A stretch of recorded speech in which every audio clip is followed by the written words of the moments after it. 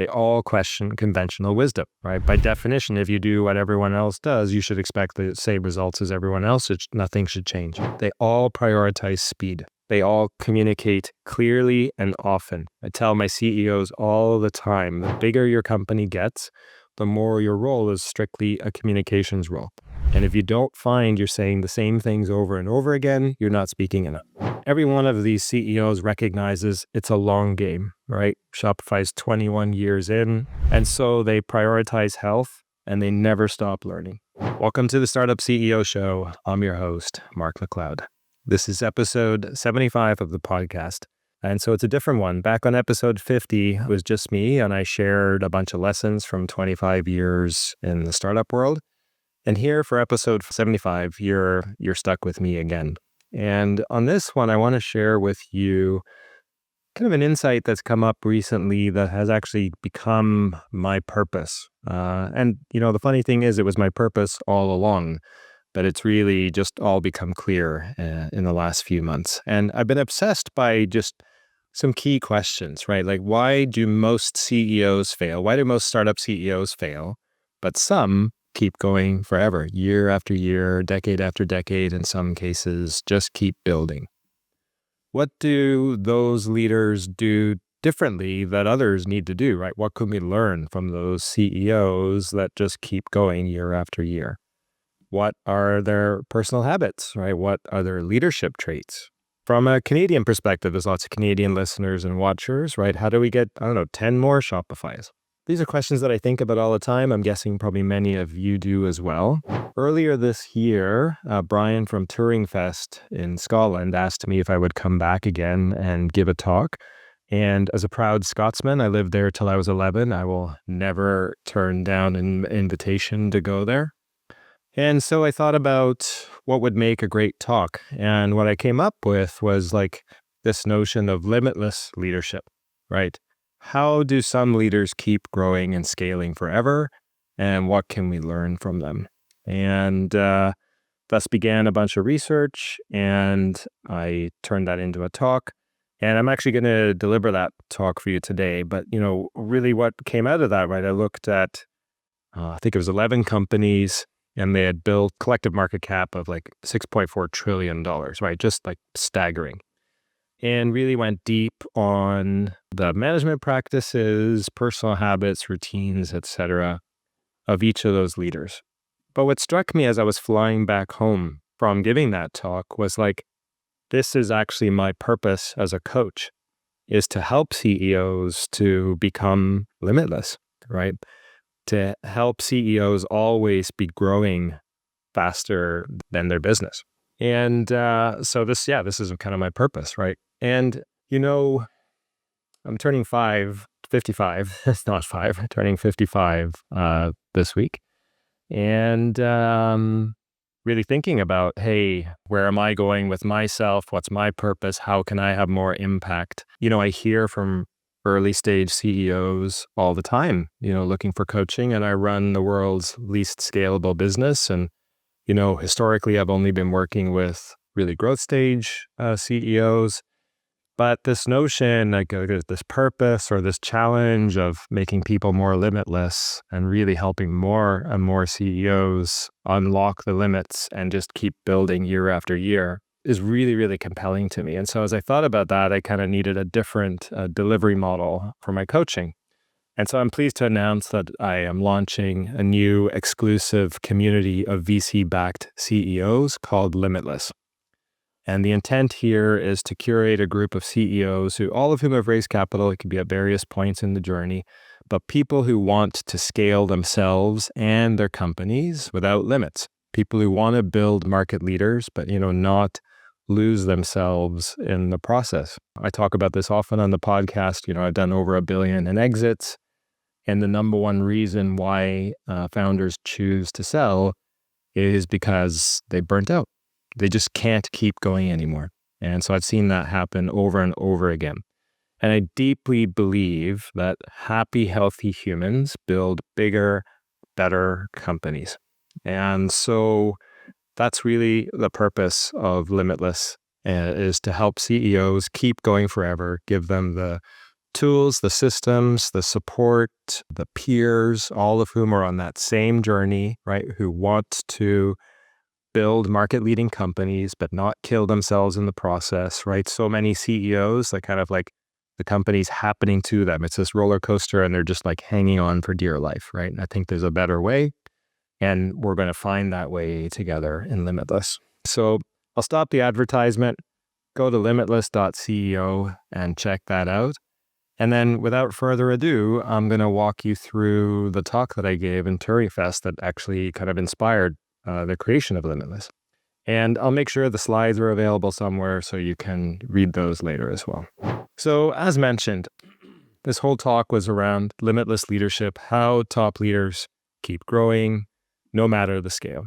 And, to put this in context, right, the success is not evenly distributed in the startup world, right? If there's like the power law, you may have heard of a power law of venture capital before, right? Which is where the vast majority of returns from a venture fund are going to come from a very small number of their companies, right? I used to be a partner in a seed stage fund, and the prevailing wisdom was if we did 10 investments, maybe 1 or 2 would be really big winners, 2 or 3 would maybe break even, and the rest would be zeros. And I think in reality, it's even a bit more polarized than that. And with AI becoming more and more prevalent, I think it's going to become even more polarized still, right? Like Anthropic just raised $13 billion at a $198 billion pre-money, right? Like, these numbers are reasonably unprecedented for private technology companies, and kind of that's where we're headed.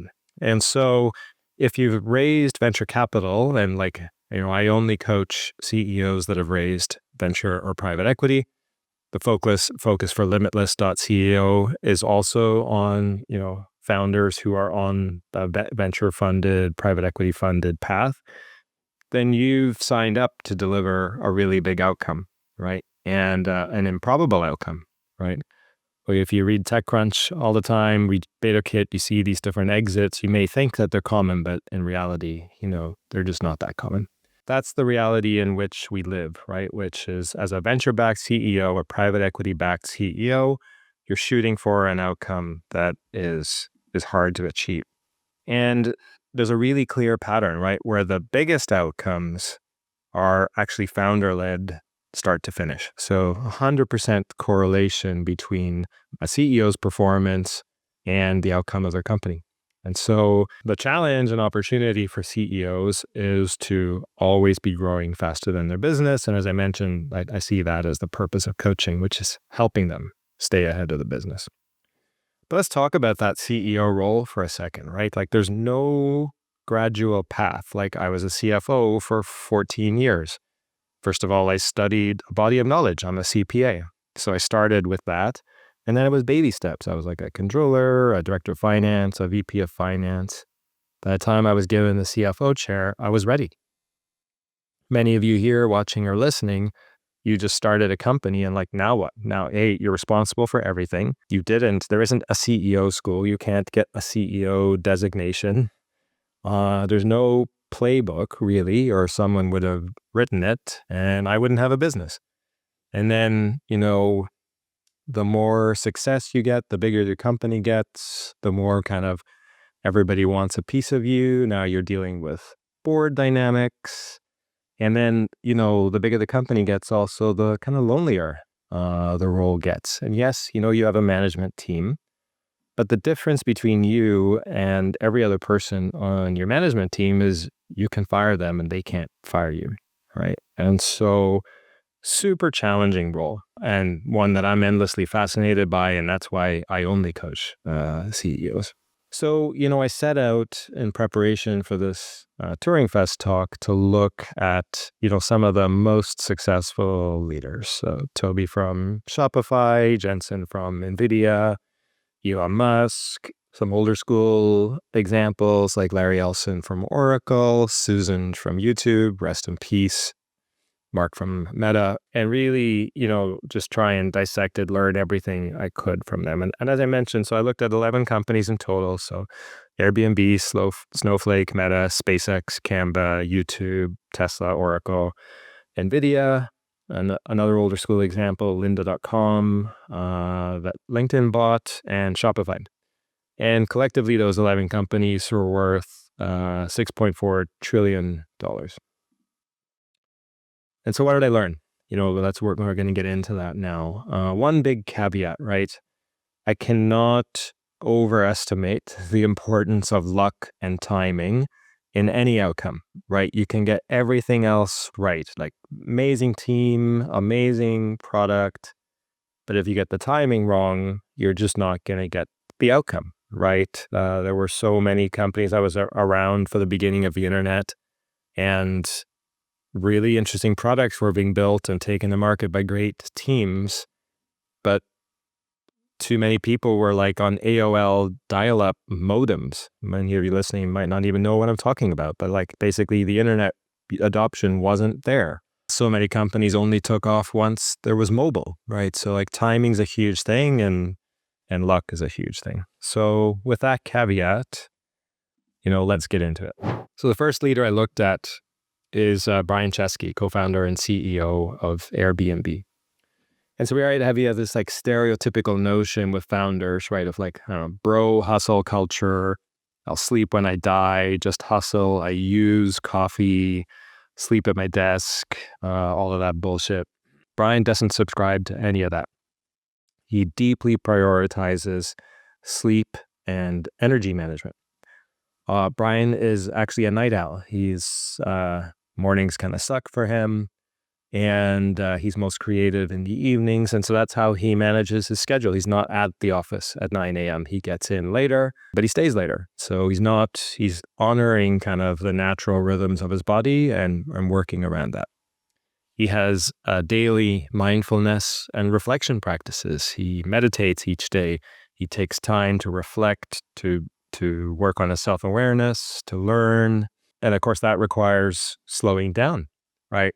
Pretty hard to take time to reflect if you're intended 10 hours of back-to-back Zoom calls. He's relentlessly curious. Again, makes time to learn. Many of the CEOs that I've studied here, many of the CEOs that I coach, voracious readers, reading books, listening to podcasts, always learning. And so Brian's like that, right? And from a cultural perspective, huge customer empathy and just an obsession for the customer experience, right? You look at hotel ratings and there's like a 5-star rating. And so he challenged his team to come up with like, what does an 11-star experience look like? Now, we weren't seriously going to implement all the things that would get an 11-star rating, but a really great thought exercise, right? Like, there's no bad answer. Throw out every possibility. It doesn't matter if it's expensive, doesn't matter if it's practical. Like, let's inspire ourselves and think about what an 11-star guest experience looks like. And he's made that kind of a core part of his culture, right? So he leads with culture and values. When people join, they get a memo from him called "Don't Fuck Up the Culture." And of course, many of you may have seen that Y Combinator talk recently where Brian talked about founder mode, right? So yes, he does make time for this reflection. He makes time for energy management. He works out. If you see him, he's a pretty jacked guy. He's managing himself and his boundaries. But when he is at work, he's all in and he will go anywhere and everywhere. This is what is meant by founder mode. Founder mode meaning like, the opposite of founder mode would be, well, I have these people that report to me, and if I have an issue, I'll mention it to them, and then they'll bring it to their direct reports, and so on. There's all these different layers. Founder mode is like, I don't care what the org chart looks like. I'm going to go wherever I need to go in order to get the answers that I need and solve the problem, and that's how he operates. So he has a very large number of direct reports. I think it's almost like 50 people that report to him. He doesn't do one-on-one meetings. He's got a very flat organizational structure, but as a result, he moves fast and he's super close to the customer. And so if I were to boil this down into kind of what are Brian's superpowers. It's that relentless empathy. He's just obsessed with the customer experience. And, he's a designer by trade. And so they have a designer-driven culture in terms of how they build their experiences. So that's Brian. Next, let's move on to Melanie Perkins, founder and CEO of Canva. Melanie actually burnt out pretty early in the Canva journey, and so learned from that painful lesson and now builds in very purposeful downtime and recharge rituals. She walks a lot every day. She meditates every day, talks about having very simple morning rituals. She kind of eases into her day. She'll journal and write and kind of reflect. Like Brian, continuous learner, also somebody who's very humble, right? She doesn't come from Silicon Valley, and, she's kind of far removed from all of that. And it was actually pretty hard for her to raise money, which brings up another point that I'll talk about in a minute. Very mission driven, really, really focused on enabling anyone to create great designs. Their culture, right, is very positive. They talk about having good humans. And so they have lunch together every day. She'll sit and have lunch with individual contributors. And so she's staying close to them, and, they have kind of different systems in place to sniff out anyone who might be a detriment to the positive culture that they're trying to build. And then the big thing, right, she's been at this for some time, is resilience. And she learned this in the process of trying to raise capital, right? She was a single female founder from the other side of the world. And when she went to Silicon Valley to raise money, she was rejected time and time again. I think in total, she was rejected over 40 times. But here she is today, and she's built a market-beating company worth many, many billions of dollars. And so what are her superpowers? From a product perspective, right? Simplifying the complex. I don't know if you guys have used Photoshop, but I've tried to, and I find the interface really, really difficult to use, but I can figure out how to use Canva. I use it all the time. So simplifying the complex is definitely a thing. And then just this grit and optimism, right? In the face of all these rejections, all these obstacles. She's a solo founder. She just keeps going. Next, Linda Wyman from lynda.com. Many of you may not know this. This was an e-learning company that LinkedIn bought for, I think it was $1.5 billion. And she has a lifelong love of learning. She was actually a teacher before doing this, very grounded. She was like the ICP, right? The ideal customer profile for this product, it's her. And so she's basically building for herself, scratching her own itch and, doing a really, really good job of it. As a result, obviously, deep customer understanding. From a leadership perspective, not a micromanager, someone who would sort of empower people with a vision. Hey, this is what we're trying to achieve. This is what would really delight our customer. And then giving them space to go and figure out how to make that happen. All right. So kind of a very trusting, very open style of leadership that enabled her to scale. And leading with integrity and authenticity, right? She was this person. She was just a teacher at heart, and therefore just, enabling learning was just core to who she was. Mark Zuckerberg. All right, so there's lots been written about Mark. There's movies been made about Mark, so you probably know a ton already. And of course, right, famously, Mark's a Harvard dropout, and has obviously transformed himself many, many times over in the process of building Facebook that has now become Meta. So what are some of the things that he does? He sets yearly personal challenges for himself to grow himself, right? He learned Mandarin one year, set himself like a crazy target for running. He reads, I think it's like a book every 2 weeks or 2 books. It's like a large number. He automated his entire house with robots just to see what was possible. So always kind of pushing himself, always growing. He streamlines decisions. He's changed this a little bit now. He's like a bit more of a hipster look now, but for years, he wore the exact same wardrobe, right? The same hoodie, same color t-shirt, same jeans. If I went into his closet, it would have just been like a closet full of the same stuff. Very focused on personal wellness and balance. You may have noticed he's pretty jacked, perhaps even more so as he was gearing up to fight Elon. I kind of wish that happened. Doing martial arts, so he's very focused on that. He makes time for reflection and self-correction. Same thing with Brian, right? He has this kind of explicit learning loop. Comes from a technical foundation, obviously, and so obsessed with product. And, Facebook famously had this kind of hacker culture, move fast and break things. That's just how, he operates, what he believes. It's a mix of blending like a data-driven decisions with vision, right? So it's kind of coming at direction top down and bottom up, right? Like Chamath from Social Plus, right, was the early growth leader there. And that's what kind of pioneered this data-driven decision capability, I guess, inside Meta. But then Mark also has huge vision, right? Buying Oculus and what the moves that they're doing now around eyeglasses. These are, nobody's asking for these things. Or even just the conviction to pay $17 billion for WhatsApp, which is a company which at the time had no revenue, and I still actually don't think it has revenue.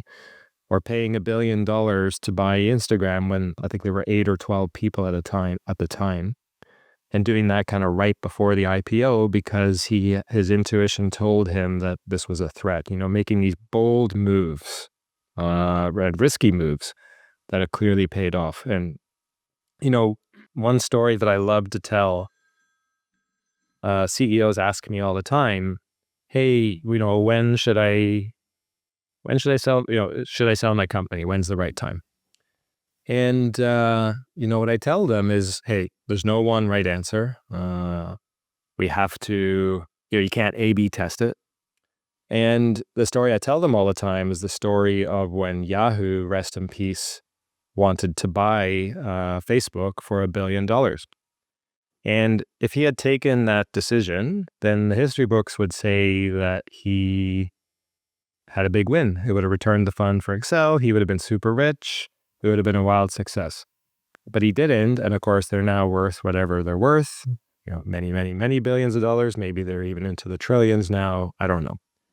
And so just, again, reinforcing his boldness, right? And the conviction he had, the vision he had. That was a really young company then. Taking $1 billion would have been a big deal. $1 billion's a lot of money. We kind of throw the word billion around these days pretty often, but, it would have been a big deal for him to do that. But he didn't. So that's a really big part of his leadership, just having that vision and the willingness to make big, bold moves.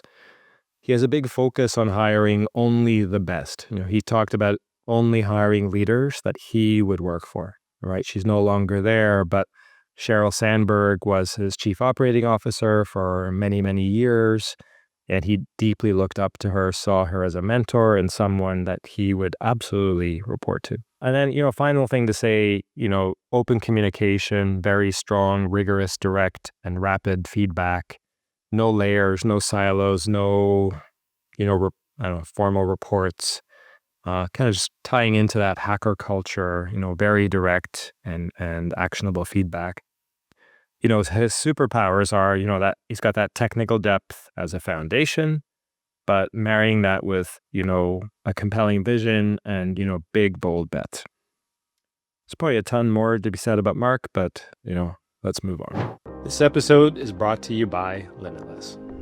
Limitless is an exclusive community of VC-backed CEOs who want to scale themselves and their companies without limits.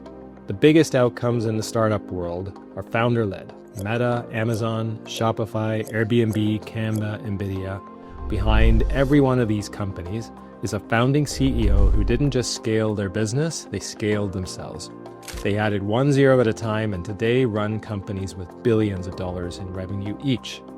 That's the goal of Limitless, to give you the tools, strategies, mindset, and community to lead at the highest level without sacrificing your health, relationships, or purpose. Through group calls, an elite peer network, a proprietary AI coaching bot, members-only library, and in-person experiences, Limitless gives its members everything they need to keep scaling themselves and their companies for as long as they want. Go to limitless.ceo to learn more. All right, Jensen Huang, co-founder and CEO of NVIDIA, a company that is in the news very much these days because of their AI chips. I preach balance to my CEOs, right? I don't want them, it's not 9 to 5, you can't be balanced, but I don't want them burning out. Jensen works 7 days a week. He does prioritize, sleep and exercise, but, his company is at ground zero of this AI movement. And he's in an industry where if you don't keep innovating, you'll become obsolete. Intel's experienced that a couple of times. And so you just have to keep going. So, this dude works 7 days a week.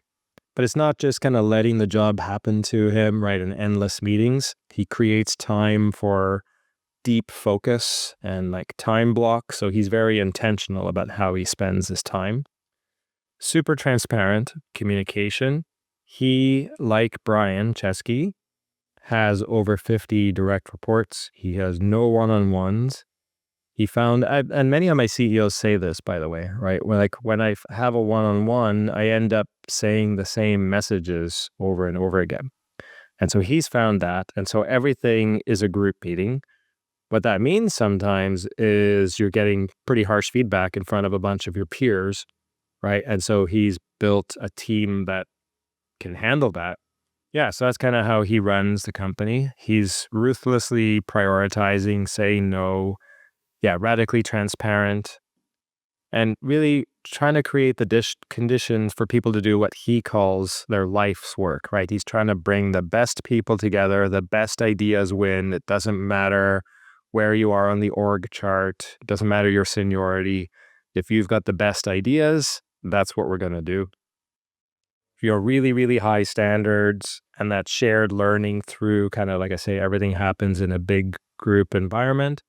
And then willing to make, there's a few times in the history where he's made kind of bet the company decisions and they've paid off. He's riding one of those waves right now with the AI chips that they built. And so if you boil that down into his superpowers, right, prioritizing deep work, he's got stamina.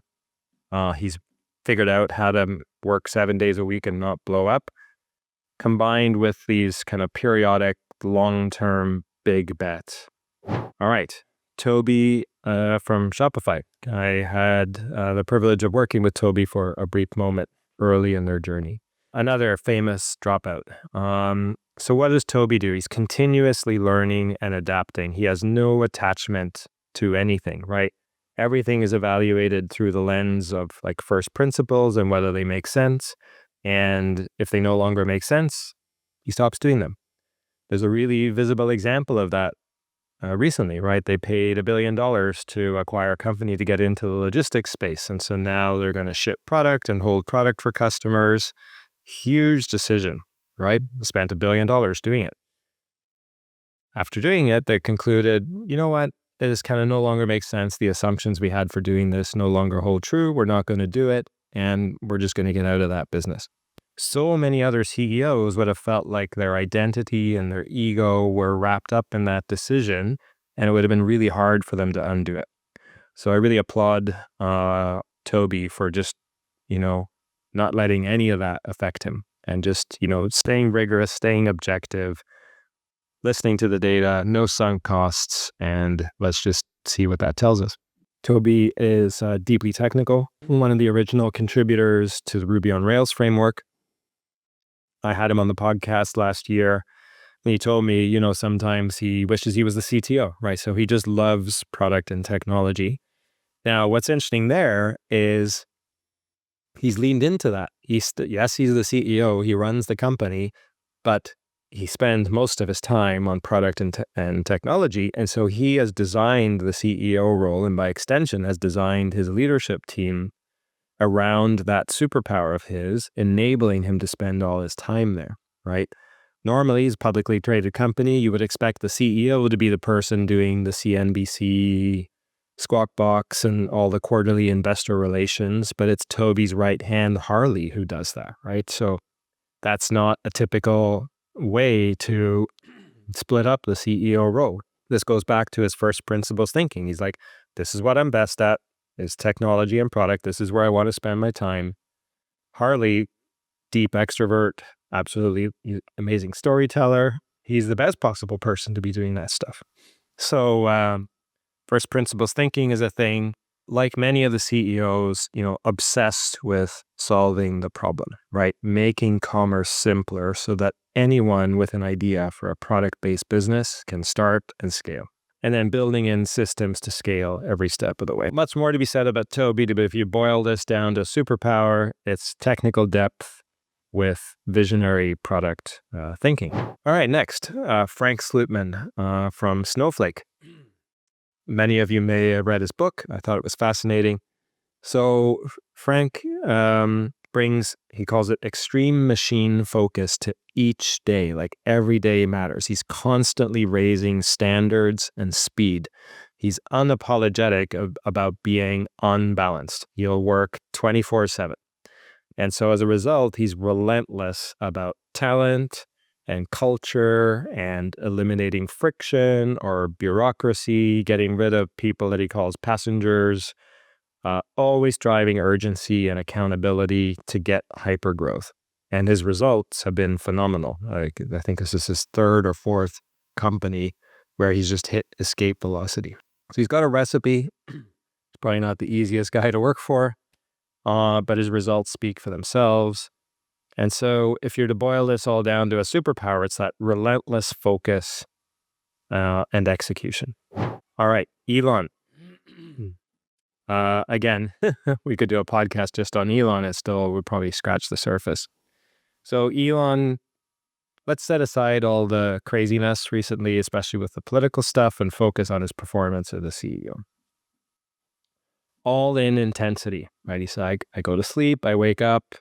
I go to sleep, I wake up, I work. I read his biography, and of course he's famous for sleeping on the factory floor.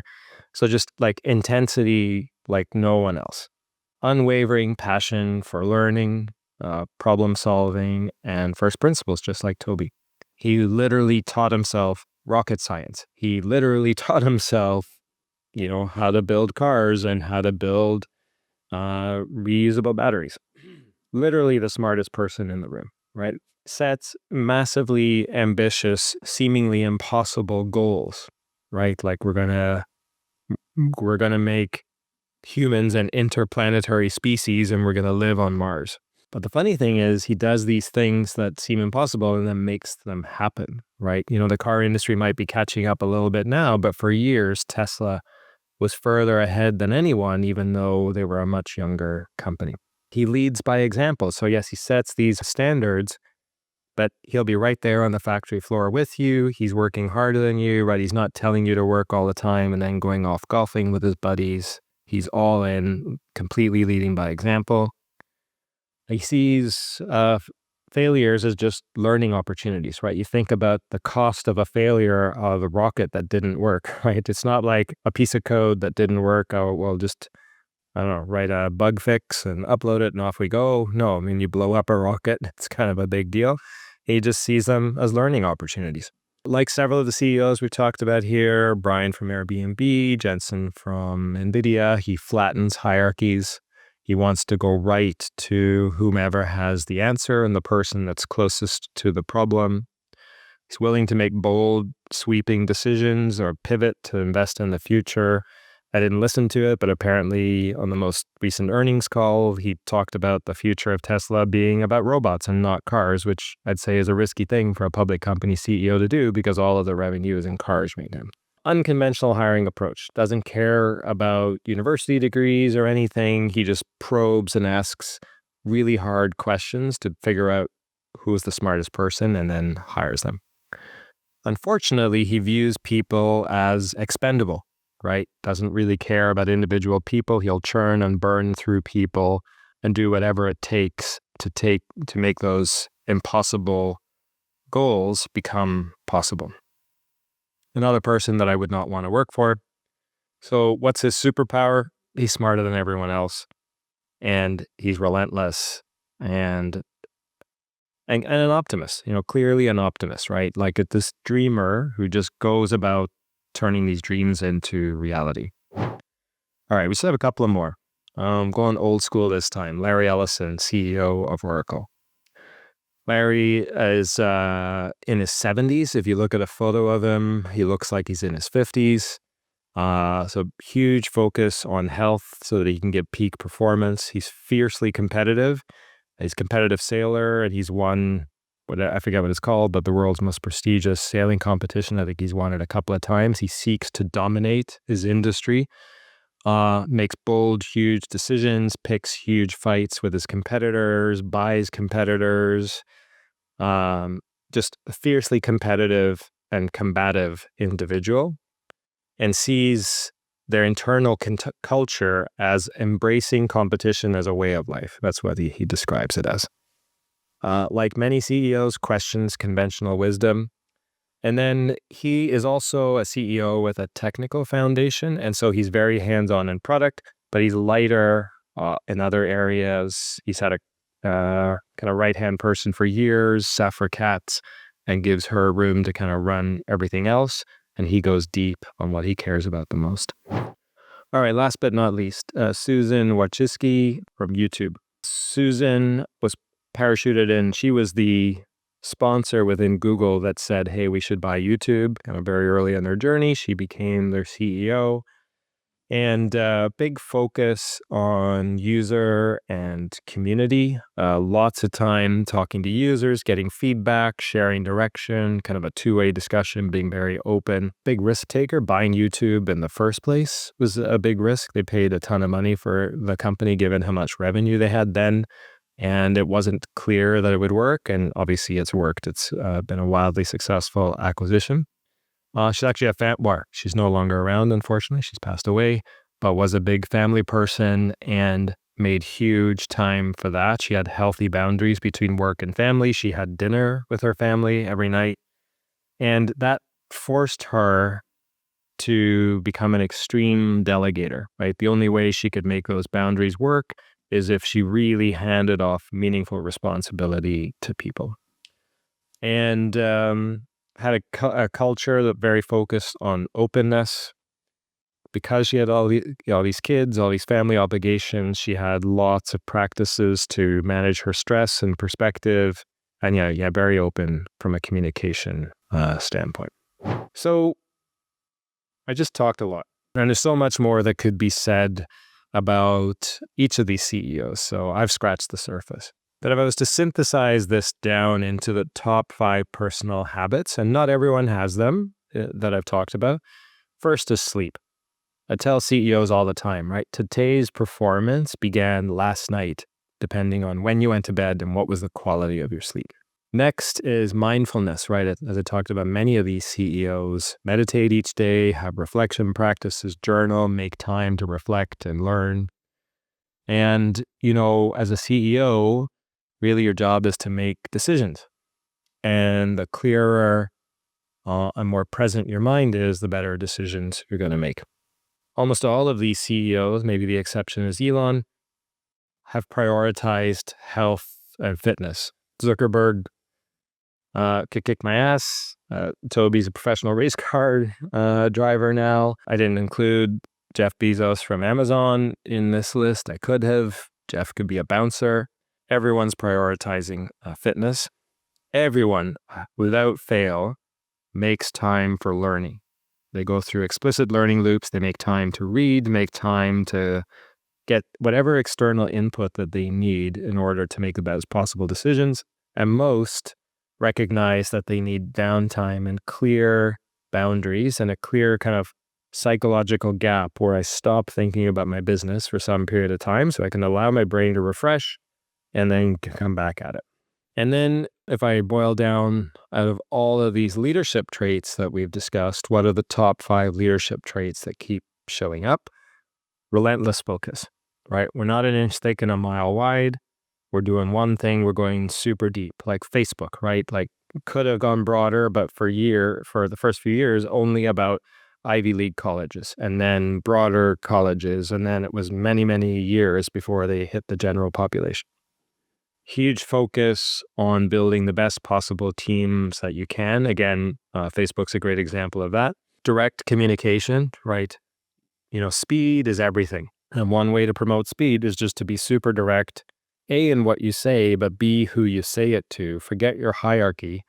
Go wherever you need to go in your org chart to solve the problem and get people moving in the right direction. Every one of these leaders has a huge vision and is working to inspire everyone with that vision and get them moving towards it. And everyone's focused on kind of the customer experience, customer love, etc. Yeah, so kind of bringing this down, traits of limitless leaders, right? They're building their role and their company around their unique superpowers. I talked about how Tobi at Shopify does that. They all do that. They're completely in love with the problem. That's the thing that keeps them motivated, keeps them going. They have some relevant technical foundation. That doesn't have to be product or technology, right? Like Mark MacLeod from Salesforce, his background was in enterprise sales. They're an enterprise sales company. That makes sense. He didn't have to be technical. In that case, that is his technical foundation. But all of them have a relevant technical foundation. Like Brian from Airbnb was a designer, right? They all have high, in the case of Elon, almost impossible standards. They all question conventional wisdom, right? By definition, if you do what everyone else does, you should expect the same results as everyone else. Nothing should change. They all prioritize speed. They all communicate clearly and often. I tell my CEOs all the time, the bigger your company gets, the more your role is strictly a communications role. And if you don't find you're saying the same things over and over again, you're not speaking enough.